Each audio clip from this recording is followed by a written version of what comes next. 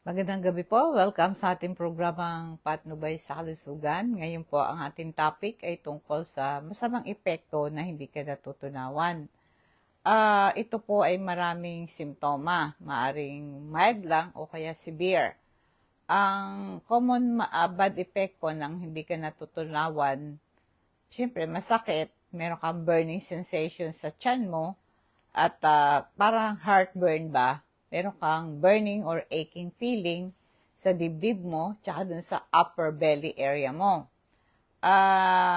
Maganda po na mag-subscribe kayo sa aking YouTube, Rose Alfonso. I-click niyo yung bell para yung ma-update kayo sa aking bagong video. Ngayon, pagka nag-subscribe kayo, automatic pagka meron akong bagong program, ay makikita nyo kaagad ang aking pong YouTube channel, Rose Alfonso. And then, meron din po akong YouTube, meron din po akong FB page, no? Yung aking official Facebook page, Patnubay sa Kalusugan. I-click lang po yung follow, like, and share. Maganda po mag-subscribe na rin kayo. Ngayon, ito pong topic natin tungkol sa hindi ka natutunawan, ay sabi ko po ay ito'y ang masamang epekto nga nito, masakatan tiyan mo, meron kang burning sensation, masakatan dibdib mo, at saka dun sa upper belly area mo. Parang feeling bloated ka pag hindi ka natutunawan, ay yung bang parang magaantian mo, punong-puno ng hangin. Nagiging dahilan nito ng naduduwal ka, nasusuka ka. Pag hindi ka natutunawan, ay pwedeng mag-cause ito ng nalibadbarang ka at saka nagsusuka ka talaga. Tapos yung dighay ka ng dighay at merong hangin, no, na lumalabas, ang pagka ikaw ay hindi natutunawan, nagkakaroon ka ng excess na hangin na natatrap sa iyong digestive system. Yun, tanda nyo pag hindi ka natutunawan, ang masamang epekto nito, merong sobrang hangin na natatrap dun sa ating digestive system. At saka pag kumain ka, yung stomach content mo, yung laman ng tiyan mo, nagkukos ito ng maasim yun Pagka pumasok ang pagkain sa tiyan, dahil nahaluan nga ng hydrochloric acid, umaasim yun. Pwede itong bumalik yan, no? At umakyat yan sa esophagus. Kaya meron kang parang mapait na panlasa sa bibig. At pagkatapos mong kumain, syempre, pag hindi ka natunawan, ay lalo na kung kumain ka ng marami, tapos mamantikain, tapos spicy pa. Nagkakaroon ka ng abdominal discomfort at feeling bloated at utot ka ng utot. Maganda, pag umutot ka, gumiginhawa ka. Pero minsan bloated ang tiyan mo, di ka makautot, naninikip ang dibdib mo, tsaka sumasaktan tiyan mo. Yung burning sensation, mararamdaman mo yan sa dibdib mo, sa upper belly area mo. Pagka po yung acid, umakyat sa esophagus. Yung esophagus, ito yung tubo na kakonekta sa ating bibig at sa tiyan natin. Kaya nga po yung burning sensation associated ng heartburn, ito'y sanhi ng stomach acid irritating the lining of the stomach. Tanda mo, pagka hindi ka natutunawan, yung acid na sa tiyan mo ay umaakyat yan. Pwede itong mag-cause ito ng yung po bang yung esophagus, maaakyat yung acid, matapang yun Yung ating tiyan may protection sa acid, pero yung ating esophagus ay wala, no? Kaya nga po yung merong bulb, no, sa dulo ng ating esophagus at nakakonekta to sa ating tiyan. Pag humina yon, ang tawag doon ay yung lower esophageal sphincter. Ito po yung isang bulb, no, sa dulo ng ating esophagus. Pag humina ito, itong bulb na to, ito kasi ang nagpapanatili para yung stomach acid sa tiyan hindi umakyat. Pagka bumuka na yon, automatic aakyat yung stomach acid. Yan po yung mga side effect ng hindi ka natutunawan.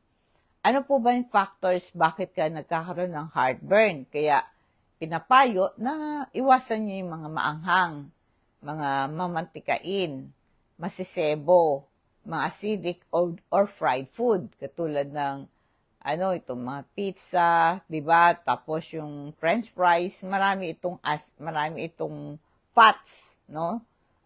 Dahil meron din silang cheese content, nagko-cause ito ng acidic.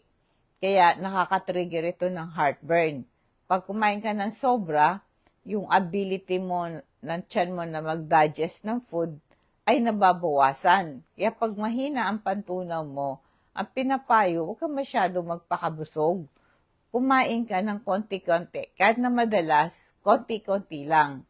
Kasi pagka maraming laman ng tiyan mo dahil sa sobrang kain mo, nagkakaroon ng pressure yan doon sa tiyan mo. Kaya nagkukos ng acid reflux. Yung mga inumin tulad ng alak, mga soft drinks, yung coffee, even tea, may caffeine yan, nakaka-relax ito ng muscular bulb doon sa dulo ng ating esophagus na nakakonekta sa tiyan. Kaya pagka yung acid na yon mula sa tiyan, umakyat, nakakarita to ng esophagus. Meron mga gamot tulad ng aspirin, ibuprofen, at mga prescription medication na nagko-contribute sa heartburn. Sa mga babae na buntis dahil sa hormonal changes during pregnancy, nakakapagpahina ng muscular bulb para siyang ring muscle sa palibot ng pagitan ng stomach at ng esophagus na yan. Lalo na kung mataba ka, syempre pagka yung buntis ka, lumalaki yung tiyan mo, yung paglaki ng tiyan mo, dahil yung baby ay nandoon, nagkakaroon ng pressure sa abdomen mo, pinupush yung stomach content mo, papunta sa esophagus. Meron pong tinatawag na hiatal hernia, ito condition, yung part ng stomach mo ay natutulak through the diaphragm. Ito yung diaphragm, ito yung muscle na nagseseparate sa ating chest at abdomen. Dito sa ating chest cavity ay nagpapalala ng heartburn. Kaya dapat po kung nakakaranas kayo ng heartburn dahil sa indigestion, iwasan nyo yung mga pagkain na nakaka-trigger like pag-inom ng alak, soft drinks, fatty food, no? Kaya ang payo, kumain ka lang ng konti-konti. Madalas, pero konti-konti. At nguyain mo mabuti yung pagkain mo. Kasi nga hindi ka nga natutunawan. O kaya ang gawin mo din, pagka meron kang gulay, pwede mong i-blender. Halimbawa, kung kakain ka ng yung chop suey, di ba? Marami doon na iba't ibang klaseng gulay yon. Para makain mo siya, ay para ma-extract mo yung nutrient value nun, i-blender mo. E di durog na durog, hindi ka mahihirapan. Hindi ko na kailangan mo yan. Lunok ka lang ng lunok. Kaya pagka meron kang nararamdaman na heartburn, indigestion, di ka natutunawan, yung mga prutas mo, halimbawa, yung pinya, i-blender mo siya. Halimbawa, anything na may fiber, halimbawa, yung carrots, blender mo, ganyan. Kaya, para maiwasan nyo po yung indigestion. Mag-inom ka ng mga, nagsinigang ka, di ba? Yung sinigang mo, may iba't ibang gulay mo, may okra, may sitaw, may kangkong, yun, syempre kakain ka no, kasi iba't ibang klaseng gulay yun may fiber yun. So, maraming mga tao na sumasaktan tiyan kasi hindi nga natutunawan sa dami ng gulay. So, para makuha mo yung nutrient value nun, ako po, ginagawa ko, nagsisigang ako. Kukunin ko yung mga gulay. Ibe-blender ko yon. Pagka-blender ko, ihalo ko na siya doon sa sabaw. Higop lang ako ng higop. Pag higop ko, nandun na yung fiber. So, gawin mo yan. Kaya pag meron kang indigestion, di ka natutunawan, anong pagkain na, halimbawa, beef, chicken, ganon, i-blender mo. Bumalik ka sa pagkain bata, no? Tsaka iwasan mo yung matumaba ka kasi yung belly fat mo, nagkakaroon ng pressure sa abdomen mo. Kaya ito isang lifestyle habit, mag-lose ka ng weight, mag-quit ka ng manigarilyo. Pag matutulog ka, elevated yung yung ulo mo habang natutulog. Tsaka iwasan mo yung mahihigpit na damit, no? Kaya yung mga over-the-counter medication, mga antacid na nakaka-neutralize sa stomach acid mo, nagpo-provide ito ng temporary relief. Pero pag frequent ang heartburn mo, na apektado yung daily life mo, kailangan magkaroon ka ng lifestyle changes at magpa-check up ka din. Kaya kailan ma-diagnose ka para malaman mo bakit ganun ang nararamdaman mo. Para hindi magkamali ang doktor sa pagbibigay nyo ng gamot. Paalala po sa vitamin C. Yung vitamin C po natin, pampalakas siya ng resistensya natin. Pampalakas ng ating immune system. Pamprotect sa atin sa infeksyon. Tumutulong kasi ang vitamin C sa production ng white blood cells at panlaban po ito ng cancer. Meron panlaban ito sa mga germs. Pag may sugat ka, madaling gumaling. It involved din ng vitamin C sa sa absorption ng iron mula sa food. Alam natin ang iron ay tumutulong sa production ng red blood cells. Pag uminom ka ng vitamin C, samahan mo na ng Super B complex. Inumin mo sila mga 30 minutes bago mag-almusal. Once a day lang naman ang inom yan. Bakit po before meal? Kasi water-soluble vitamins yan eh. Ibig sabihin, yung sustansya niyan, nakukuha mo siya na hindi mo sinabay sa kain mo. Dapat empty stomach ka. Tubig lang inumin mo. Malaking tulong po yung Super B complex at saka vitamin C, ipagsama mo yan. Itong ating Super B complex supplement, ito'y napakahalaga sa it is energy booster, di ba? Napakahalaga ito yung conversion ng food into energy. So, pag kulang ka ng Super B complex, madali kang mapagod at mahapo. Kaya para maiwasan mo yung mga ganitong issue sa katawan mo, lalo kung diabetic ka, pag antake ka ng vitamin C Super B complex, sabay mo na silang inumin once a day, 30 minutes before breakfast. Gawin mo yan. Alam mo, yung pag hindi ka natutunawan, ay ito po ay may mga bad effects sa katawan. Di ba, nasabi ko na nga kanina, merong pain or burning sensation sa tiyan mo, at nakakaramdam ka ng bloated ka lagi kang kinakabagan. At saka, parang feeling mo na namamagaan tiyan mo. Kaya pagka meron kang excess gas dahil sa indigestion na nalulunok mo, yung hangin habang kumakain ka, kaya pinapayo, huwag kang mabilis kumain. At nguyain mo mabuti yung pagkain. At huwag kang iinom ng tubig habang kumakain, no? Additionally, pag hindi ka natutunawan, ay nahirapat mong i-break down yung mga nutrients sa mga pagkain kinakain mo. Tapos kakabagang ka pa. At ito'y merong bad effect sa good bacteria mo sa bituka.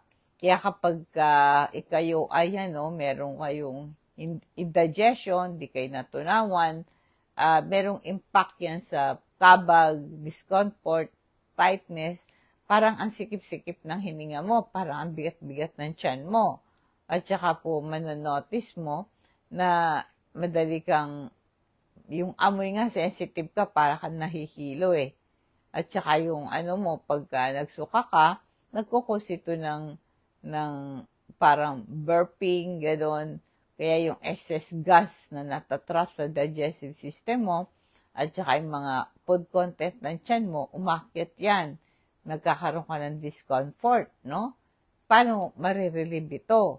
Unang-una, i-identify mo ano yung mga pagkain na kaka-trigger sa heartburn mo, yung indigestion mo. Kasi nga po, yung indigestion, pag di ka natutunawan, napiprevent yung bloating. Bloated ang tiyan mo pagka mabilis kang kumain. Kumain ka lang ng konti-konti, smaller, pero madala, yung mabilis, di ba? Bawa, every 3 hours, kakain ka ng konti, no? Para matulungan mo yung digestive system mo, ma-reduce yung bloating. At saka ang proper na pagnguya, nakakatulong ito sa better breakdown ng food sa bibig at saka nare-reduce yung gas production pag natutunawan ka. Kasi pag mahina ang pantunaw mo, nagpuproduce ka ng kabag kasi hindi ka nga natutunawan eh. Kaya nga po itong indigestion na yan ay ito ang common bad effect niyan. Nasabi ko na po yung pagsusuka, di ba? Tsaka hindi ka natutunawan, masakit po yung ayong tiyan. At saka maganda po mag-take kayo ng lecithin para bumaba ang yung cholesterol, nakakatulong sa fat burner ito, nakakatulong sa iyong memory at sa learning ability mo, ang iyong attention at concentration ay ahaba. Protektahan ng brain sa pag-take ng lecithin. Yung calcium magnesium naman, pampalakas ng buto at saka para sa muscle contraction at saka po and muscle relaxation. Ang calcium po ay nakakatulong para ma-relax ang katawan, ma-relax ang isip. Ang regular production po ng melatonin ay magiging aktibo yan pagka kayo ay umiinom ng calcium magnesium at mare-regulate yung sarap mo ng tulog, no? Kaya merong relasyon ang indigestion tsaka pagsusuka. Siyempre pagka hindi ka natunawan, masusuka ka, pwedeng mag-cause ito ng irritation at inflammation sa stomach lining mo. Kaya ito pong kasing pag yung pamamaga ng tiyan, ito ay defense protective mechanism natin para mailabas natin yung stomach sa acid mo. Pag delayed ang digestion mo, pagka ang digestion ay slow down, ang pagkain mo ay nananatili sa tiyan. Tatagal sa tiyan mo yung pagkain, tatagal sa bituka mo yung pagkain mo, hindi ka natutunawan, nabubulok yun, napapanis yun. Pwedeng mag-cause ito ng pamamaga ng bituka, gano'n, no? Ng lalamunan. Kaya, ito pong indigestion na to, nagko-cause ng stomach acid, at nagkakaroon ng heartburn, at saka pagka kayo po ay merong indigestion, nagkakaroon po ng feeling ng sakit ng ulo, nahihilo, nanghihina, sakit ng tiyan mo. Kaya may mga additional contributing factors, may mga certain food and beverages, nagpapalala ng iyong pagsusuka at saka kayo ay naduduwal. Kaya iwasan mo yung fatty or greasy foods, spicy food, alcohol, carbonated drinks. Kaya pagka kayo po ay may indigestion, tas nagsusuka ka, ay kailan ito'y makipag-check up ka na sa doktor mo. Mahirap po yon. Kasi po yung mga severe and persistent na pagsusuka, ay ito po pwedeng mag-cause ito ng pangangayat. Para ma-improve po yung over-the-counter, maganda, huwag kang inom ng gamot na hindi ka naresetahan, no? Kaya, pag i-manage mo yung root cause ng indigestion, para ma-reduce ang vomiting and nausea, kaya kumain ka lang ng konti-konti, pero madalas, at nguyain mo mabuti yung kinakain mo. I-maintain mo yung healthy weight mo, huwag kang magpapataba. Dapat matutuwang i-manage yung stress mo. Kailangan po, sabi, konsultahin mo yung doktor, lalo po kung meron kang severe and frequent na indigestion. Kausapin mo siya para matulungan ka ma-determine ang best cause po ng ng indigestion mo. Kaya yung indigestion, inuulit ko, merong uncomfortable symptoms, mula mild to severe, kaya kailangan para ang bad effect nga ng hindi ka natunawan, kinakabag ka, no? Pag natrap yan sa tiyan, napakasakit niyan. Tsaka pag hindi ka natutunawan, nakakaluno ka pa ng maraming hangin. Kaya ang pagkain at saka yung iniinom mo, ay ito'y dapat ito'y nakakarating sa tiyan, natutunawan ka. Huwag ka nagmamadali pag kumakain ka, huwag mo masyadong apektado, huwag mo mag-isip ng problema, no? Yaan mo lang siyang gano'n, no? At tapos kailan may mga soft drinks, iwasan mo, carbonated beverages, nagkukos siya ng burp, nagkakaroon ng presence of carbon dioxide gas.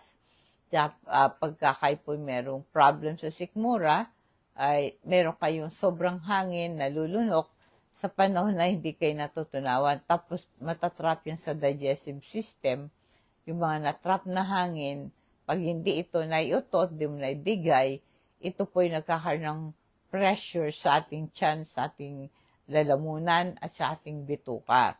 Kaya itong pag-utot, isang paraan para ma-relieve yung pressure, at saka po pagka kayo po ay merong ganitong problema, ang gawin nyo ay yung eating habits nyo, kumain kayo dahan-dahan, nguya yung mabuting pagkain, iwasan mo yung soft drinks para ma-reduce yung air intake mo. I-identify mo, mag-pay attention ka sa kinakain mo. May mga natural remedy dyan, mga herbal tea tulad ng salabat, no? Minsan ho sa probinsya, may kanya-kanya kayong herbal, diba? At meron, pag masakit na yung tiyan mo, pwede mong pahiran ng crystal oil. Nakakalis siya ng kabag, sakit ng tiyan, sakit ng lalamunan, nakakalis ng pamamaga ng tiyan, pahid mo lang sa tiyan mo. Pagka nahihilo ka, massage mo, sa ulo mo, massage mo yan. Mga rayuma sa tuhod, rayuma sa likod, pahiram ng ating crystal oil. Na-improve ang sleep quality mo pag nag-massage ka ng crystal. Hindi ka kasi kakagatin ng lamok eh. Yan ang nagagawa po ng ating crystal oil. Nakiklear yung congestion, na-improve ang respiratory health mo. Kaya po, merong magandang epekto sa ating digestive system. Nakaka-relieve ng kabag yan. Yan pong ating, yung ating crystal oil. Yun namang ating activated charcoal. Pag bloated na yung tiyan mo, masakit na yung tiyan mo, anytime pwede ka uminom nun. Pero ang normal na pag-inom po ng charcoal, 2 hours before meal or 2 hours before or after. Kaya ganun. So, importante, pag minom ka ng charcoal, walang laman ng tiyan. Kailangan hindi mo ito isabay sa gamot mo, no? Ang ating being activated charcoal, hindi ka kakagatin ng lamok, tanggal lang kating yan pag kinagat ka. Yan. Kaya, gamitin niyo po yan. Yun namang, nasabi ko na po yung activated charcoal, merong medicinal properties yan, meron siyang antibacterial properties, at nare-reduce yung inflammation. Kaya, pagka sobrang bloated ang tiyan mo, masakit ang tiyan mo, sinisikmura, naduduwal ka, inom ka ng activated charcoal. Maganda yan sa mga nalason, na food poison nga, may hangover, overdose sa gamot, pagtatae, pagsusuka, kinakabag, bloated, acidic. Ang ating activated charcoal, inaabsorb yung gas at toxin sa bituka. At ang maganda dito, nakakatulong, nakaka-reduce ng bad breath. Kasi nag-absorb ito ng bacteria at toxin sa ating bibig. Available yan sa Patnubay. Alam mo, pagka kayo ay hindi natunawan, ay itry nyo po yan, no? Maganda po kung nais ninyo ng mga product natin na yan, i-chat nyo lang ako. Sabihin nyo lang yung pangalan, yung address ninyo, tapos yung cellphone number ninyo. Kasi itatawagan kayo ng rider pag parating na yung order ninyo. Cash on delivery naman po ito, no? I-charge sa inyo yung shipping fee. Kaya kung nais nyo po na interesado kayo sa mga products natin, basta i-chat nyo lang ako. Ibigay mo lahat yung details ng para malaban natin. Tandaan nyo po, ito importante. Huwag kayong, pagka hindi kayo natutunawan, ay dahan-dahan kayong kumain. Tapos yung mga gulay, pwede nyo i-blender. At lagi kang umiinom din ng tubig. Iwasan nyo yung mga soft drinks, yung alak, yung paninigarilyo, mga maanghang, mamantikain, iwasan. Tsaka iwasan nyo po yung magpuyat. Kasi pag puyat ka, humihina ang pantunaw mo. Iwasan mo din yung stress, yung overfatigue sa trabaho. Kailangan meron kang time to rest, time to sleep, at saka yung worry, iwasan nyo masyado. Dapat matuto ka mag-manage ng stress mo. Yan po yung nagko-contribute sa inyong, sa yung indigestion, yung mga spicy, fatty, acidic food, Wag kayong kumain ng napakarami. Nagko-cause ng pressure yan sa tiyan mo. Yung carbonated drinks, nakakairita yung stomach lining mo. Kaya yan po, no? Kaya, tsaka pagkatapos mong kumain, pwede kayong maglakad-lakad. Pag mahina pang tunaw mo, maglakad-lakad ka, habang lumalakad ka, ginagalaw mo yung paa mo, gumagalaw yung tiyan mo. At mabilis ang pagtunaw mo, huwag kayong uupo, huwag kayong higa, huwag kayong matutulog, maglakad-lakad lang kayo. Tapos humihinga ka ng malalim. Huwag po kayong matutulog, huwag kayong hihiga, pagka kayo ay mahina ang pagtunaw nyo. Iwasan mo yung, tsaka syempre baka yung ngipin mo, kulang ka sa ngipin. Baka yung pong ngipin nyo ay hindi kumpleto. Kaya pagka po ang inyong ngipin hindi kumpleto, nadidelay yung digestion nyo, di ba? Kaya syempre pagka may edad ka na, mahina na ang pagtunaw natin, kaya pagka hindi ka natunawan, nagtatagal sa tiyan mo yung pagkain. Pag tumagal yung pagkain mo sa tiyan, kasi hindi ka nga natutunawan, nabubulok na papanis. Pag nabulok at napanis yun, yung mga bakterya ay magkukose ito ng gas. Kaya bloated, kabag, meron kang feeling of discomfort sa tiyan mo. At tumataas din yung acid production mo. Kaya pagka meron kang indigestion, naiirita yung stomach lining mo, tapos may discomfort pa. Tapos di ka makahinga, masaktan tiyan, parang tambol, no? Kaya yung mga masasebo, iwasan mo yan kasi matagal yan na sa tiyan natin, di ba? Kaya yan po sa ating daily life, kailangan po ay merong impact yan sa buhay natin.